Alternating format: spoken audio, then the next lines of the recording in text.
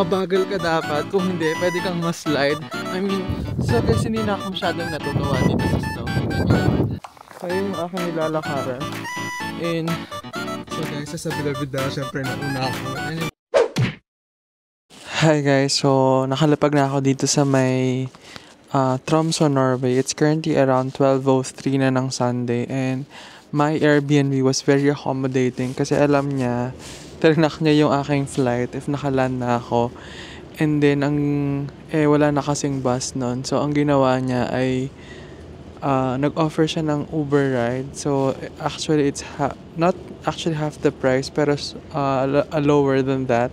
And medyo mahaba na kasi yung pila sa labas. So, parang medyo magpipila pa rin ako if gusto ko ng taxi. So, ayan. So, ngayon, on the way na siya para sunduin ako. And then, babayaran ko na lang siya ng mga 150 NOK or the Korean, Norwegian krone. So, mga around nasa mga 12 to 15 euros yon papunta. It's an 8-minute drive lang naman. Pero ganun kasi yung presyo dito sa may Norway.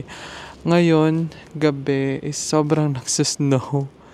Snowing talaga siya. So, di ako sure kung makikita yun talaga yung Aurora Borealis on my stay. But anyway, I'll just enjoy. Kasi nung nasa Iceland ako, talaga nag-chase lang talaga kami ng Aurora. Pero hindi kami masyado naglibot dun sa city center nila.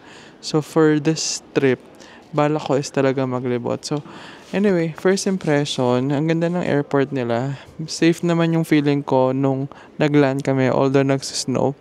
Kasi medyo mahirap kapag nagsusnow tapos naglaland yung airplane. So, hintayin na lang natin. I-tour ko din kayo sa aking Airbnb later. So, let's go.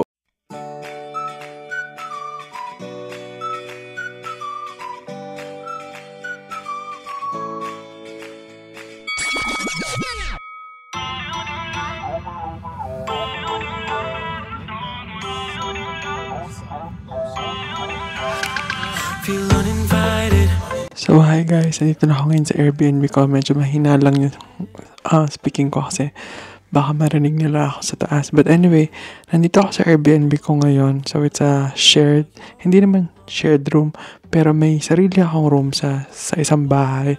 Tapos yung host ay si Christian nga, tsaka si Linda. So I'll be putting the link na lang sana dun sa video na to. But anyway, ito yung aking tinitirahan dito. So ayan. Ayan yung may working table dito, plus meron silang bed. Ayan, meron ding salamin dyan, and then heater of course. So, meron pa silang pinigay na free chocolate. Hi guys, welcome back. So, it's currently morning and around 7:59 AM today. Ayun yung mga kabundok na sto. So anyway, titignan yung nilalakaran ko. Ayan. Hindi man siya masyadong na makapal yung snow. So, anyway, ang balak ko for today is, of course, titignan natin kung ano magagawa natin ng mga day trip. Plus, gusto ko lang tumingin ng mga second-hand things or mga sa thrift shoppings dito. Kasi, if ever, baka mas mura dito yung mga panlamig. So, try natin bumili ng jacket. Kasi isang jacket lang naman yung dala.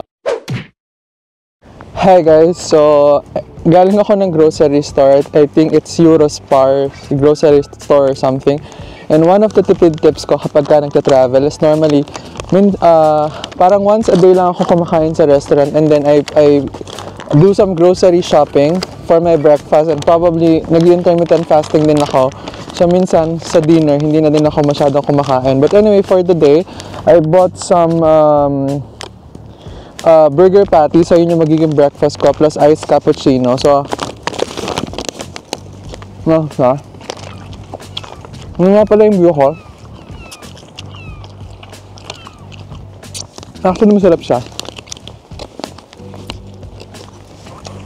Nung kanakain ko kasi sa breakfast, hindi mga sweet siya. Actually magkakaroon ka daw ng sweet na craving all throughout the day. So, ang kinakain ko, mga fatty pagka morning. Man guys, tignan yung view ko. Yan yung view ko sa morning for my breakfast, diba? Sobrang ganda. So, kapal ng snow. Actually, dinidikit ko lang pala tong DJI Osmo ko dito, guys. So, ayan. Kasi ilalagay ko lang siya dito. Malamig siya, to be fair. At mahangin. So guys, wait tayo ng bus dito. So nag-download lang ako ng app para makapag-travel ka dito sa may bandang Tromso. Nag-download ako ng app. Search lang sa Google, Tromso Viper. Tapos pwede kang bumili ng ticket doon. So bumili na ako ng 24 hours na bus since nga pwede mo lakaran 30 minutes pero mas maganda if mag-bus na lang na 8 minutes lang. So check natin yun. Punta lang ako ng city center, then baka hapon na ako bumalik ng Airbnb para makapag-nap. Kasi mamayang gabi, sobrang medyo baka late na tayo makatulog. Or even nga madaling araw na kasi nga Aurora Borealis na hunting yon. So, pag kasi ganun, nagpapakita nga yung Aurora ng mga gabi, so baka late na talaga tayo makauwi. So, yun, kailangan ng nap, tsaka konti lang din yung tulog ko ngayon. So, let's go. So, nandito tayo ngayon sa bus. Ayan. Laki ng bus nila, no? So, guys, ito na yung cable car station. Pero hindi ko kasi sure if nag-ooperate sila. Since, ayan, kung makita nyo, wala namang cable car na umakit sa taas. I'm not sure it's because of the inclement weather or wala lang talaga. But, of course, kailangan nating i-check yan. Naglakad tayo dito. So, ayan, yung view. Stunning na siya from here. Mas maganda yung weather kanina pa umaga, no? But anyway, this is the things that we cannot control during traveling. So, ayan. So, ayan na yung cable car, guys. So, nagbayad wala ako ng 545 for a return ticket. Medyo mahal siya, to be fair. Parang nasa around, I would say, more than 1,500 pesos pa nga. Well, let's see kung ano makikita natin sa taas. Hopefully, it's a good one. Ayan. Hi guys! Nandito sa likod ko ngayon yung Arctic Cathedral. But before that, I'll be giving you some trivias about Tromso, Norway since nasa Tromso, Norway nga tayo. So number one, it's a gateway to the Arctic. Ibig sabihin, ito yung pinaka parang unahan ng Arctic Circle. So dito kasi yung pinaka-base kapag gusto mo magkaroon ng Arctic expedition. So ito talaga yung pinaka-base mo. Ito yung Tromso, Norway. Pangalawa, although alam ko, pinuntahan ko na yung Iceland at nakita natin yung Northern Lights. But basically, Tromso, Norway is the Arctic Northern Lights capital of the world. So medyo malakas dito yung Northern Lights. Pero since yung weather is medyo nagsisnow, nakakita nyo naman, medyo talaga wala kang makikita sa sky and cloudy. Hindi ko sure mamaya if makikita ko. But anyway, since nakita ko naman siya sa Iceland, tignan na lang natin later. And then, same ng Iceland, pwede kang mahaba yung gabi or mahaba yung umaga dito sa may Tromso. So, sikat din dito ang Tromso, Norway sa kanilang reindeer as well as yung Sami culture. So, pwede ka magpakain dito ng reindeer. Pwede mo silang lapitan but you need to book. And probably you need a car as well. Or baka pag nag-book ka, isihatid ka na nila. But anyway, since hindi ko naman masyadong, I'm just here for 2 days. So, hindi ko masyadong magawa yon. And yeah, so those are the interesting facts about Norway. So guys, hindi na ako masyadong natutuwa dito sa snow. Tingnan nyo naman. Balat na balat na ata ako ng snow dito. At meron pa sa loob ng aking jacket, no? Ano ba yan? Yellow na ata. But anyway, nag-blizzard nga. So hindi ako masyadong makapag-libon. So punta na lang tayo sa mga iba't ibang shops nila. So guys, nandito ako ngayon sa may parang station center nila and mainit dito so pumasok ako. But anyway, ayun yun. Para namamaga talaga ako pagka nasa malamig.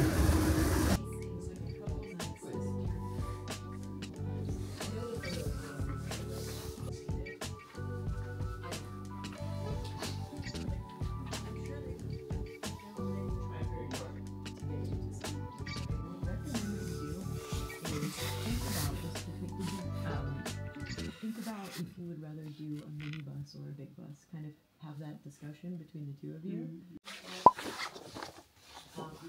These are all, we have about 25 tutors. Hi guys!